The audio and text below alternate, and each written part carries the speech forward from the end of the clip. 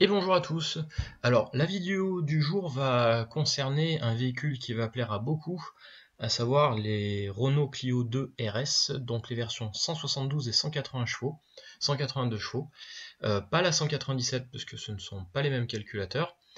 Donc ces calculateurs concernent aussi les motorisations des Clio 2 qui correspondent au 1 litre 2, 1 litre 4 et 1 litre 6, puisqu'on est sur des Cirrus 32 sur ces petites motorisations et Cirrus 34 sur ces motorisations de litres.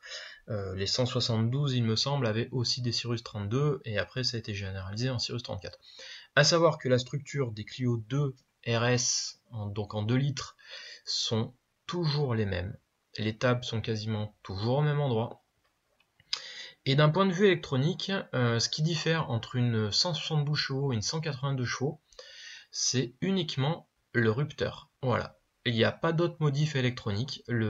Alors, je ne parle pas du papillon électronique ou papillon mécanique, mais je parle d'un point de vue cartographie, d'un point de vue données. Ce sont les mêmes tables d'avance, ce sont les mêmes tables de température d'échappement, de charge, d'injection, de déphaseur, etc., etc.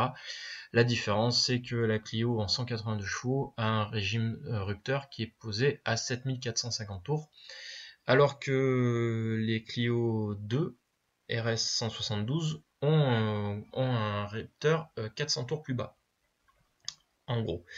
Voilà, donc d'un point de vue gestion, si vous avez une 172 et que vous voulez avoir un peu plus de chevaux, alors ça sera pas aussi simple que ça, puisque la 182 a un collecteur d'échappement différent, a un papillon électronique et donc une pipe d'admission différente.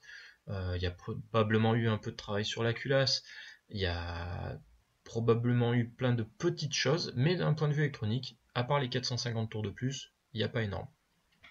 Voilà. Et par contre, bon, pour les 1 litre 2, 1 litre 4, 1 litre 6, c'est différent, les motorisations sont différentes. Par contre, le principe du réglage est le même que vous soyez en 1 litre 2, 1 litre 4, 1 litre 6 et 2 litres. On va toucher sensiblement les mêmes tables, différemment, mais les mêmes tables. Il y a beaucoup de choses qu'on ne va pas toucher parce que ça n'a aucun intérêt. Et donc c'est ce qu'on va voir aujourd'hui. Avant tout, avant d'aller plus loin, je vais juste vous parler un petit peu de la chaîne. Donc on a quasiment doublé le nombre d'abonnés en l'espace d'un mois, ce qui est assez cool.